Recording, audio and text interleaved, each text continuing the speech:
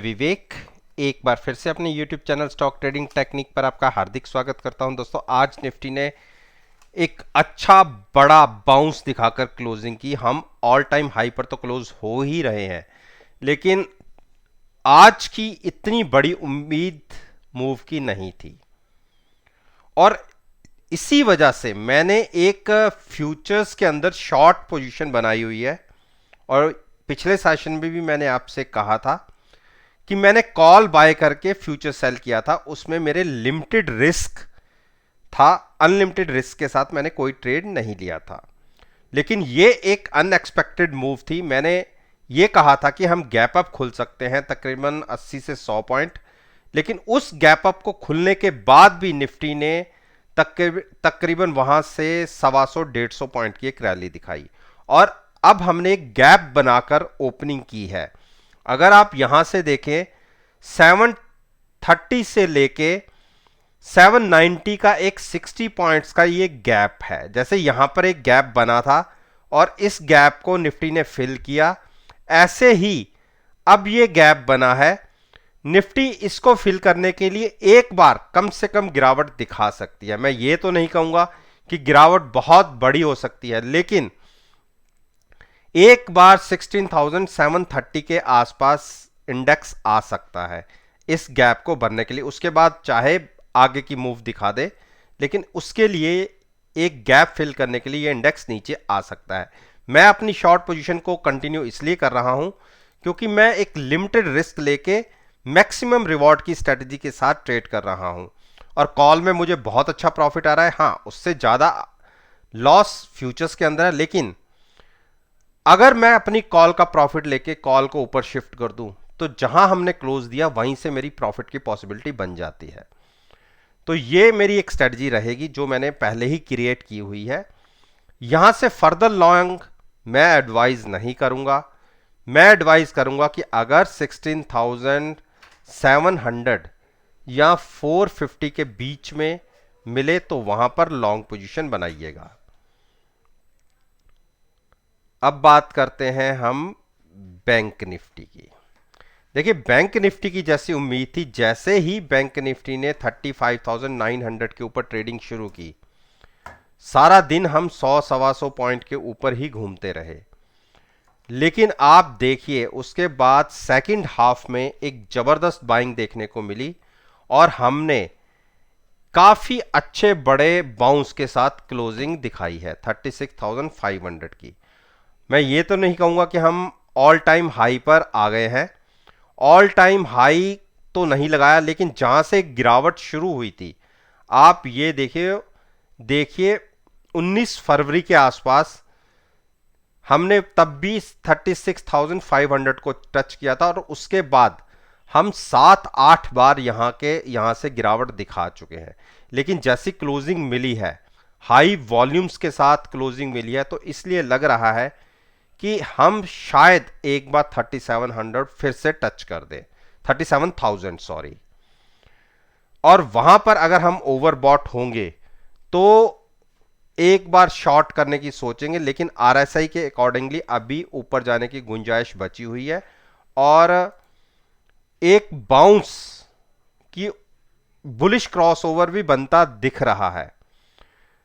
तो किसी को लॉन्ग करना है, देखिए किसी को लॉन्ग करना है तो 36,500 के आसपास की पुट बाय करके फ्यूचर्स को लॉन्ग करिएगा। ओपन पोजीशन कोई भी कैरी मत कीजिएगा, ओपन पोजीशन। अब हम बात करते हैं रिलायंस की। देखिए, रिलायंस ने 2280 के आसपास की क्लोजिंग दिखाई है और रिसेंटली बिल्कुल हाई है। यही हाई पिछले तकरीबन जून में लगा था और जहां से फिर से गिरावट आई थी। अब आप ये एक रेजिस्टेंस मान लीजिए या हर्डल मान लीजिए, अगर इसके ऊपर क्रॉस होके हम क्लोजिंग दिखाते हैं कल के सेशन में, तो जो ऑल टाइम हाई है 2368 का, उस तरफ की शायद मूव देखने को मिल सकती है।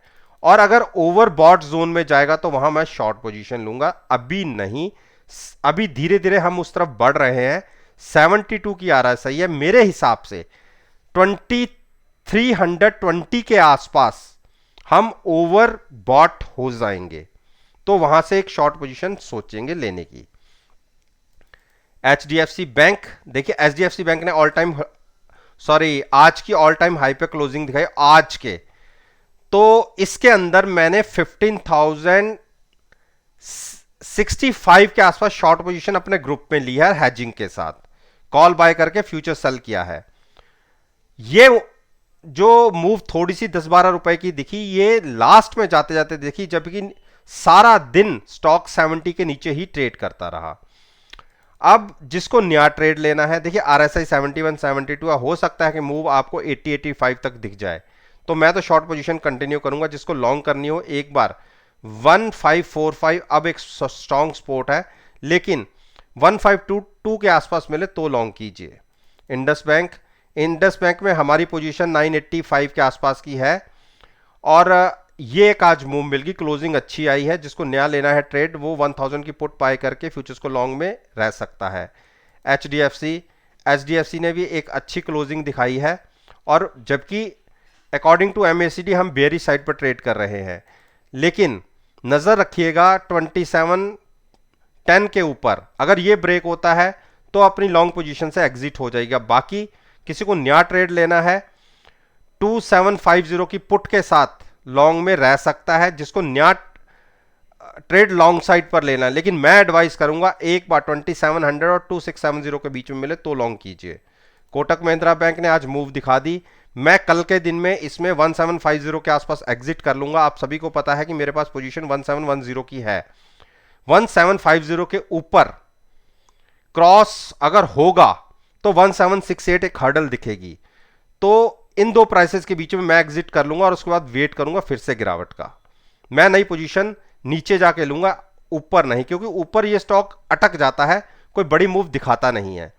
आईसीआईसीआई बैंक ने एक अच्छी क्लोजिंग, रिसेंटली हाई के आसपास आ गया है, तो जिसको नया पोजीशन लेनी है, एक बुलिश क्रॉसओवर बन रहा है, आप देखिए यहां से भी नया ट्रेड लेके चल सकते हैं आप।